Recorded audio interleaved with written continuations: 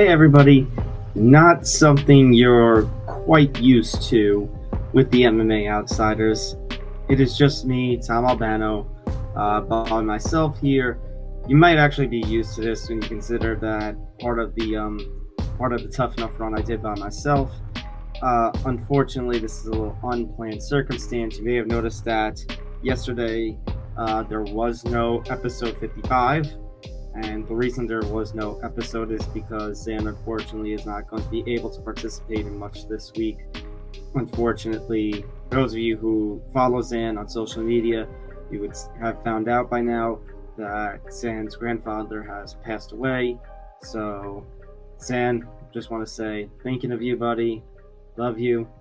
If you need anything, you've got me, and you've got a great community in the MMA community who are pulling for you and are going to, be there for you for whatever you need. So thoughts are with you, my man. But for now, just want to do our normal show kind of intro. Make sure you hit that like button, subscribe, hit the notification bell so you get notified of everything here at the Empty the Bench Network. Follow us across social media, Facebook, Instagram, and formerly known as Twitter, now known as X. On social media at MMA Outsiders ETB. Follow the Empty the Bench Podcast Network at ETB Network, Facebook, X, Instagram, and TikTok. I'm Tom Albano. You can find my work over at Fansided MMA. You can find my work over with the Professional Fighters League. Obviously, we got the PFL Europe card coming up this weekend, and then we have the Championships card coming up Black Friday. Big event for the PFL, so I'll be on top of all that. And you can find my work, find me on social media, rather, at Thomas J. Albano. So what I'm going to do in place of an MMA Outsiders episode is to do something akin to what my buddy Johnny Montalbano does here on the Empty the Bench Network, where he has his Monty Moments a few days a week. And I'm going to basically take the plan that was to be for the original episode 55. Episode 55 will now be next week, the first week of October, as we'll preview the big Bellator card, Bellator 300 next weekend, which likely could be the second to last Bellator card in MMA history. But for right now, I'm going to just take the different elements that we're going to be that we were supposed to talk about this week and break it down into approximately 10-minute max videos. So this video here, I'm going to focus exclusively on some of the recaps from this past weekend. So just to recap, Bellator 299, Fabian Edwards was finished by Johnny Eblen. Johnny Eblen retained the middleweight title. That was your main event for Bellator 299. Credit to Johnny Eblen. Had an excellent kicking game, kicking lead attack, I should say. Controlled with the grappling, used the cage. He dominated the control of the fight, and then had some pretty nasty punches, elbows, little ground and pound to finish the fight very early in the third round, get the knockout. But the big story comes with the stuff that happened in the cage afterward in Dublin. So Johnny Eblen got the win. Then it seemed like he was starting to talk a little trash to the knocked out Fabian Edwards, which I didn't really get until seeing the footage.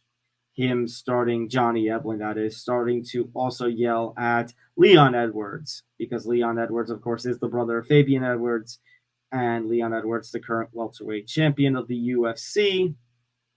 So Eblen and him basically kind of exchanged some words. Bellator officials had to get in there and basically ensure that cooler heads prevailed, ensure that nothing got too out of hand. We weren't going to see anything Conor Khabib-like. But cooler heads did prevail. Eblen made sure to shake the hands of both Edward brothers as he left. Post-fight comments mentioned that emotions got the better of him, the desire that he wants to fight Leon Edwards. First of all, I couldn't really see the opening part of the footage in the post-fight. I was more focused on the scuffle that happened afterwards.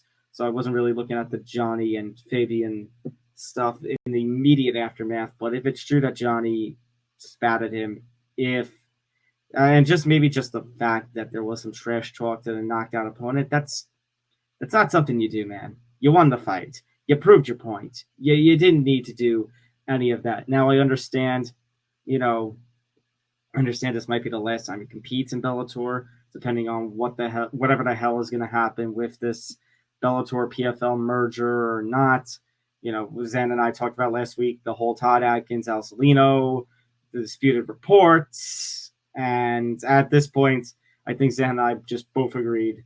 Let's just wait for the promotions to make any sort of announcement because it's just getting too confusing and too out of hand to come up with any sort of solution on here. And the desire to fight Leon Edwards, that's pretty big, but you have to consider some facts. First, Bellator would have to be no more, or Johnny Eblen would have to be out of his Bellator contract somehow in order to get signed to the UFC, which Zan and I have both stated. We both talked about it last week, that if Bellator folds for whatever reason, whether it be by merger or just folds altogether, Johnny Eblen is somebody I would consider. I know PFL does not have a middleweight division, has the middleweight showcase fights. So if I'm the UFC, that's Johnny Eblen would be prime real estate. Some people might diss on his skills, say he's not up to the UFC level. I think the one way that we see if he's up to the UFC level or not is to actually see him in the octagon. So if Johnny Eblen manages to get out of the Bellator deal one way or another, whatever the Bellator's fate is, I would like to see Johnny Eblen in the UFC, and then he's going to have to make the commitment to go down to 170. But if he's going to make that commitment to go down to 170, who's not to say that the PFL would also be a very fitting home for him? So it's going to be really interesting to see what happens with Johnny Eblen. Fabian Edwards, he'll rebound. This is far from his end. And like I said, I think he's still going to have some high market value if he hits the free agency market, just for the simple fact that he is the brother of the UFC welterweight champion. And then this past weekend, we also did have UFC Vegas 79, which unfortunately, the fight with Fiziev and Gamrot, it was going well. Fiziev clearly won the first round. Gamrot took control in the second round. So Fiziev was in control. Then Gamrot used his grappling to get back into the fight. Unfortunately, it seemed like Fiziev injured himself when he was throwing a kick, and Gamrot was able to take advantage. It looked like he was going to do some ground and pound. He landed some shots, but it was pretty much over at that point. It wasn't that Gamrot shots. It was that Fiziev hurt his leg. And as it turns out now officially, he has torn his ACL. Brutal injury. So I hope that Fiziev gets better. Hopefully Fiziev has a, very good recovery, and that way we can see him back in the octagon when he's fully healthy, ready to go, whenever that may be, probably within the next, probably it's going to be about 8 to 12 months at this point with an ACL injury. But for Gamrot, to the victor goes the spoils. He is now number 6 in the UFC's lightweight rankings, and it's kind of interesting about the different kinds of positions that he could be in, because the top 5 ahead of him, obviously, at the top you got Islam Makhachev, Charles Oliveira. They are scheduled to fight in about 4 weeks' time, UFC 294. But after that, you got Justin Gaethje, who Fiziev has already lost to. Fiziev now on back-to-back losses. You got Dustin Poirier, who Gaethje knocked out in July, and you got Beneil Dariush, who lost to Charles Oliveira in June. And then Michael Chandler's number 5, but at this rate, whatever the hell is happening with this Conor Chandler thing, they're not going to be fighting in 2023, and I'll have some words to say about that tomorrow. I think if you have followed the MMA Outsiders enough, you already know the words that Zan and I have said about that story. But now that it's official with the UFC 295 and 296 cards out, more on that tomorrow. So my first instinct is to make Gamrot versus Dariush, or to make Gamrot versus Poirier. Gaethje, I think it's a little too soon with Gamrot, and who knows what the status of Gaethje is. He's another one in the Conor mix after Conor teased that maybe he wants the BMF belts. But yeah, I would say probably Dariush. Poirier is a backup idea. That's just because we don't have any idea what the hell's going on with this Conor thing. And of course, we got to wait for the Oliveira 2 Islam Makhachev Charles Oliveira 2 fight to play out in weeks' time. All right. That is going to do it for this first edition here of the MMA Outsiders. I guess you can call them shorts.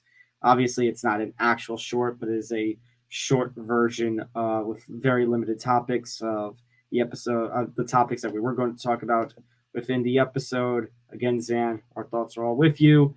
Make sure to hit that like button, subscribe, hit the notification bell so you get notified of everything here at the Empty Bench Network. Follow us across social media, Facebook, X, Instagram, at MMA Outsiders ETB. Follow the podcast network, the ETB Podcast Network at ETB Network, Facebook, X, Instagram, and TikTok. Again, I'm Tom Albano. Find my work over at Fanside MMA. Find my work over at the Professional Fighters League on their website. And you can follow me on social media at Thomas J. Albano. Don't forget to go to etppodcast.com for more information about the Empty Bench Network and blogs from our various hosts and our various other ETB personalities. Don't forget to take the MMA Outsiders and the rest of the ETB Network on the road with you on Acast, our audio-only platform. And if you are listening on the audio, actually, you're not going to be listening to, I don't think you're going to be listening to audio. Maybe you will. I don't know. I'm going to have to check in with Nick Morrison on that. But check us out on our audio-only platform.